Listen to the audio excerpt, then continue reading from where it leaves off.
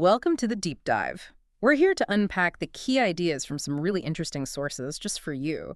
Today, we're looking at a book called The Disappearing Dopamine, and it's got this subtitle that really grabs you: Why You're Getting Unhappier. Mm, Now, most of us, when we hear dopamine, we think, the happy molecule, that rush you get, the pleasure, the reward. But maybe, maybe that's not the whole picture. that's exactly where we need to start, actually. Current pharmacological research, well, it gives us a slightly different angle. Hmm. It suggests dopamine isn't really the happiness molecule we feel after getting something. Okay. It's more accurately the desire molecule. Its main job is to spark that wanting feeling, Mm-hmm. the drive, the motivation to go after things. Ah, The real insight here is that we seem to be wired more for the chase itself, not necessarily the prize at the end. And thinking about it that way, well, it changes how we look at happiness altogether. right. So if dopamine is about desire, about that drive, Hmm. what happens when it seems to, well, disappear, like the title says? The author, Tanya Carey, she's a British psychologist, widely translated, very credible. She uses a specific term for this: anhedonia. Anhedonia, yeah, that's the one. And it basically means losing the ability to experience pleasure from things you once enjoyed. It's a really key idea for understanding what a lot of people seem to be feeling these days. Got it.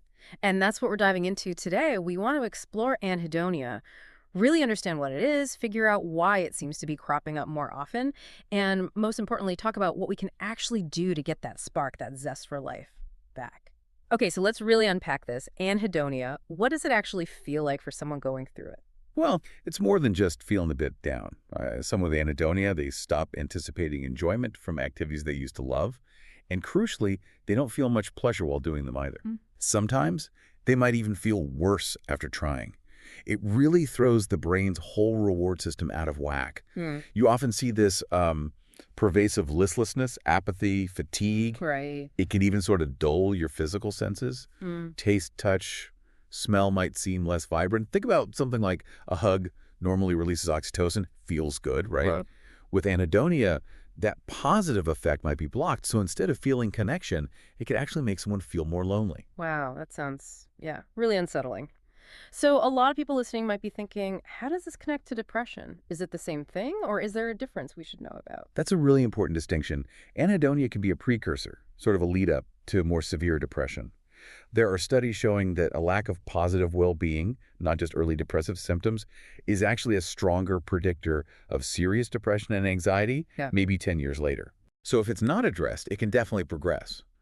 But clinical depression is usually more severe. It often comes with really distinct symptoms like deep feelings of guilt or shame, significant changes in weight, or a complete loss of interest in almost everything. Great, much more intense. Exactly. And if you're having those kinds of severe symptoms, it's absolutely vital to seek professional medical help. Anhedonia, on the other hand, is often more about that general feeling of being listless, sort of flat, lacking motivation, rather than that intense despair you see in depression. Okay, that makes sense. So given how much it seems to affect people, how common is this state? And why does it feel like nobody really talks about it much? The numbers are quite striking, actually. There's this psychologist, Corey Keyes, who did research back in the early 2000s. He found about 12.1% of U.S. adults were in this state he called languishing. Languishing. Yeah, it's that gray area, right? You're not clinically depressed, but you're definitely not thriving, just Right. kind of getting by. I see. Now, fast forward about 20 years, and Ipsos data, using the same kind of measures, found that percentage had jumped to 21%. That's a pretty big increase. Wow, 1 in 5 people. Yeah. And if you look at work statistics, it gets even more stark. Gallup reported something like 62 to 68% of U.S. employees feel disengaged at work. Deloitte found around 46% lack motivation on the job. These are huge numbers of people just not feeling that drive or joy. Okay, so yeah, we're talking about a really significant chunk of the population. So why? Why is something impacting so many people so under the radar? Why isn't anhedonia a household word? Well, there are a few key reasons, I think. First off, it's subtle. Unlike being obviously happy or deeply depressed, anhedonia sort of creeps in. It permeates daily life gradually. Like a slow fade. Exactly. It's a dulling effect, easy to just overlook or dismiss. If you think of mental health on a spectrum, anhedonia sits right in that murky middle, that gray area. So people might just think, I'm just having an off day, or I'm just tired. Second, there's a real lack of awareness. The author mentioned that lots of people, when they first actually hear the word anhedonia, have this kind of aha moment. A light bulb moment. Yeah, exactly. They realize, that's it. That's what I've been feeling. They just didn't have a label for it before. Hmm. Third, social etiquette plays a big part. You know how it is. Someone asks, how are you? What do we usually say? Fine. Good. Okay. Right. We're sort of conditioned to give those standard answers. Hmm. Admitting you're feeling unhappy or lacking joy, well, it can feel awkward. You worry about sounding ungrateful or, overly dramatic. So we often just keep it quiet. Yeah, that makes sense. And lastly, there's been a degree of academic neglect. I mean, the concept itself, anhedonia, was actually introduced way back in 1896 by a French psychologist, Théodule Armand Ribot. Wow, that long ago. Yeah. But research on it was pretty much ignored until the late 1950s. And even now, compared to things like depression or anxiety, it's still a relatively niche area of study despite how widespread it seems to be. Okay, so we've got a clearer picture now of what anhedonia is, how common it seems to be, and maybe why it stays hidden. Let's connect this back to the bigger picture now. What's actually causing it? Why are people experiencing this? And that brings us right back to dopamine, like the book's title suggests. Yeah. As we said, it's the desire molecule. It's what pushes us, makes us ambitious, rarely satisfied. Right, the drive. And what's really fascinating is that human brains secrete something like 3 times more dopamine than other great apes. Yeah. This could be why our ancestors weren't just content chilling in one spot. Mm. They had this relentless urge to explore, to find better food, safer places. It's this really powerful innate drive. It's baked into our evolutionary design. So this ancient brain wiring designed for that kind of constant seeking, how does that clash with life today? That seems to be the crux of it, right? That is absolutely the core tension. But you see, dopamine's effect is strong, yeah, but it's also really short-lived. Back in primitive times, people might spend, say, 80% of their day just looking for food. No, a lot of effort. A huge amount of effort for relatively small, hard-earned hits of dopamine when they found something. But today, basic needs like food are, for many of us, just there, Yeah. instantly available. Yeah, just a click away sometimes. Exactly. But our brains haven't really caught up. They haven't evolved that fast. So here's the problem. Modern life bombards our dopamine pathways constantly. And so? Think about social media likes, endless scrolling, streaming shows, video games, booze, online shopping. All these things trigger dopamine again and again, easily. Primitive humans worked hard for little bursts. We're just flooding our systems with minimal effort. Okay, I see. And the result of this constant, easy stimulation, our primitive reward system gets overloaded. It gets desensitized. Your neurons actually start to lose dopamine receptors. Right. Yeah. The whole balance gets thrown off, and dopamine just doesn't have the same motivational punch it used to. So dopamine hasn't literally disappeared, but its effect, its power, has diminished significantly. So we're kind of like numb to it. In a way, yeah. We're living in this weird paradox, surrounded by potential pleasures, endless stimulation, but our capacity to actually feel genuine pleasure from them is reduced. It's like the volume knob on our emotions got turned way down. And our modern lifestyle, with all its easy hits, is a major driver of this desensitization. Okay, so dopamine's taking a big hit. Is it just dopamine, though? Or are other important brain chemicals, those other feel-good hormones, also getting messed up by how we live now? Oh, it's definitely not just dopamine. It's like a whole orchestra playing out of tune. Let's look at a couple of others. You've got oxytocin. People often call it the love or trust hormone. Right, for bonding. Exactly. Crucial for social bonds, parent-child, partners, close friends. Historically, you get that oxytocin boost mainly through actual face-to-face interaction, physical touch. Makes sense. But today, so much communication is through screens, right? Less real-life physical interaction. And that can lead to not getting enough oxytocin, which feeds into feelings of unhappiness and isolation. Then there's serotonin. This one's linked more to social status and feeling connected within a group. You get small releases when you bond with people, bigger ones when your social standing feels elevated. Okay.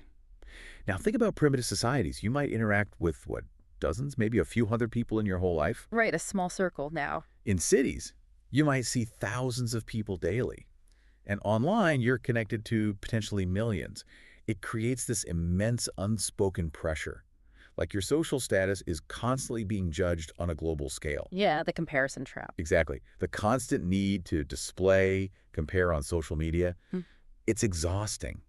And it can seriously erode happiness over time, trying to keep those serotonin levels up artificially. Okay, that's oxytocin and serotonin. What else? Well, there's cortisol.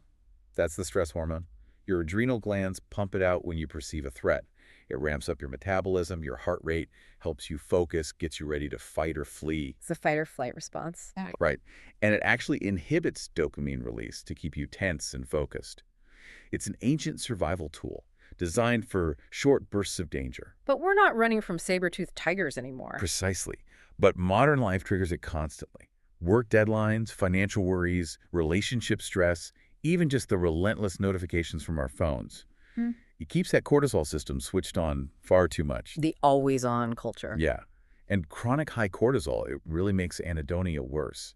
It keeps you stuck in the state of low-level anxiety and dissatisfaction. So it's clear our habits and modern environment are really playing havoc with our internal chemistry. Are there other things, maybe more physical factors, that could contribute to this lack of joy? Yes, absolutely. Physical causes are definitely part of the picture. Many people report losing their sense of happiness after getting sick. Like after an infection. Yeah. Specific examples mentioned in the source include things like COVID-19, Lyme disease, but also autoimmune conditions like lupus. Illness can really impact mood profoundly. Interesting. What else? Another point raised is antibiotics. Apparently, high doses might contribute to anhedonia. The theory is they could potentially wipe out beneficial gut microbes. Ah, the gut-brain connection. Exactly. Those microbes are really important for producing both dopamine and serotonin. So disrupting your gut health can have knock-on effects on your brain chemistry. That's fascinating. And then there's inflammation. Chronic inflammation in the body can mess with the brain's reward system. It can interfere with how dopamine and serotonin are made and how they circulate. And inflammation is linked to lifestyle too, right? Very much so. For instance, obesity is strongly linked to chronic inflammation. Fat tissue actually contains a high number of inflammatory cells. So this could be one reason why individuals struggling with obesity might also be more prone to experiencing anhedonia.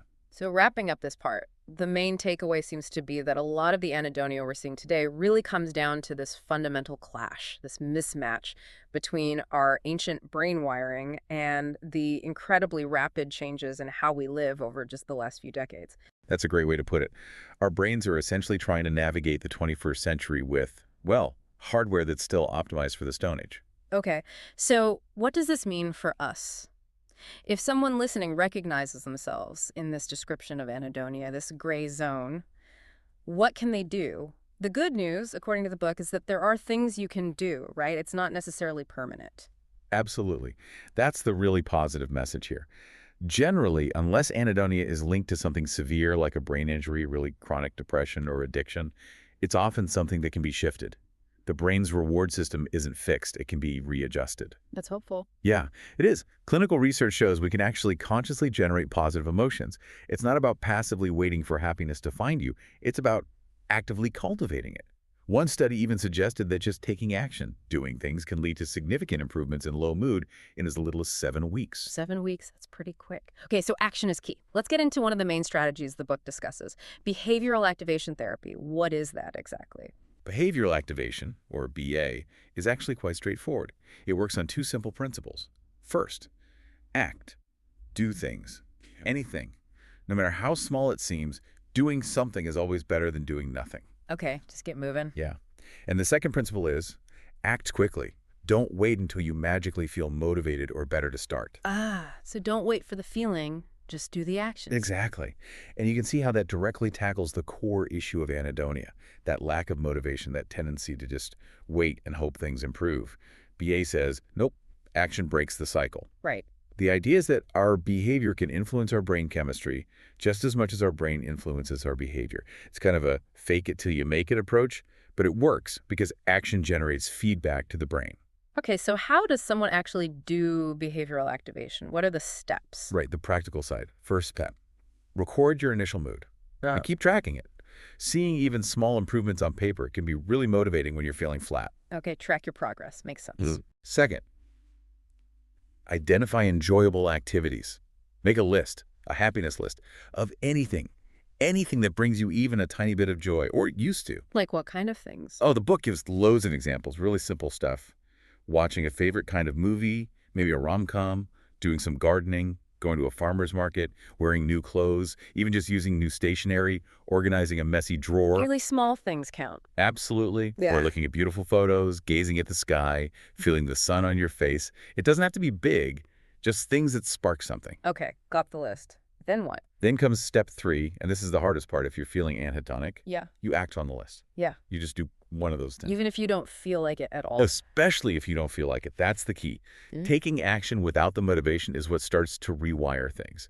The advice is basically ignore those negative thoughts, the what's the point voice, the self-sabotage. Just do.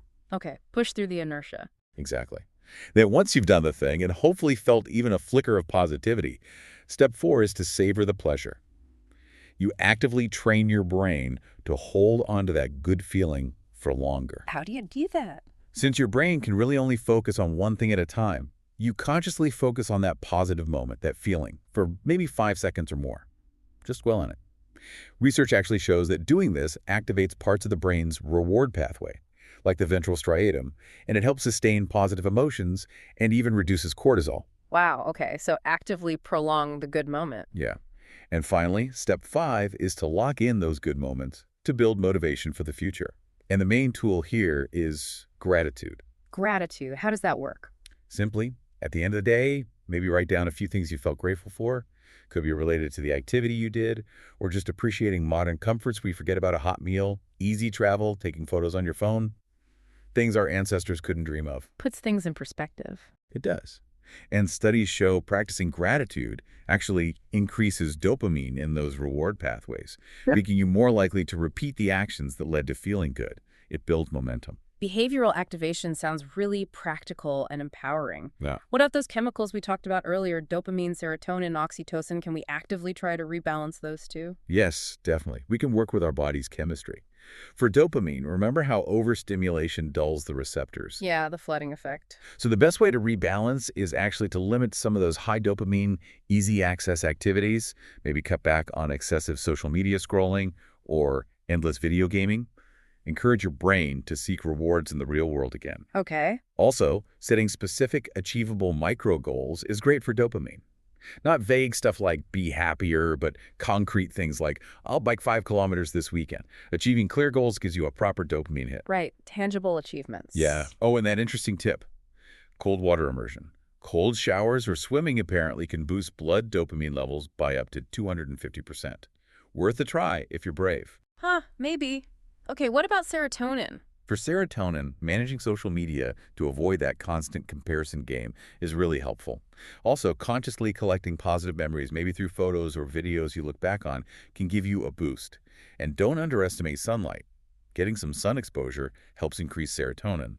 Plus, for men, it can also boost testosterone, which impacts mood and confidence. Simple but effective. And oxytocin, the bonding hormone. Oxytocin boosters are often really simple, lovely things.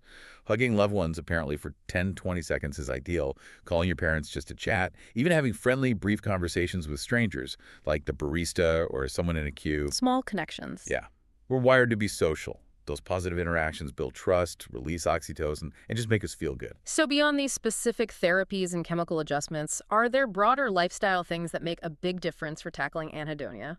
Oh, absolutely. The foundations matter hugely. First up, sleep. It sounds basic, but sleep deprivation really amplifies negative emotions and makes it harder to enjoy positive stuff. Often, just getting enough quality sleep can make a noticeable difference. Can't argue with good sleep. What else? Diet. Yeah. We touched on the gut-brain axis. It's real. You are what you eat has a lot of truth psychologically. So increasing dietary fiber helps your gut microbes flourish. Getting enough protein is important for making dopamine. And things to avoid. Definitely try to reduce refined carbs, sugars, artificial sweeteners, highly processed grains. They can mess with your gut balance, and high sugar intake is actually linked to depression. Also, limiting saturated fats might help as they can interfere with dopamine signaling. Makes sense. Diet, sleep. What about movement? Exercise. It's massive for mood. Even just 10 minutes can give you a significant boost. Exercise releases dopamine. It encourages the growth of new neurons, strengthens connections in the brain, and it helps lower cortisol levels. It's a win-win-win. Okay, exercise is key. Anything else? Yes, hobbies and interests. Simply making time for leisure activities you enjoy, things you do just for pleasure, is incredibly effective at reducing negative feelings and overall stress. Like playing music or painting. Exactly. Brain scans show that when people engage in artistic activities purely for enjoyment, their reward pathways light up.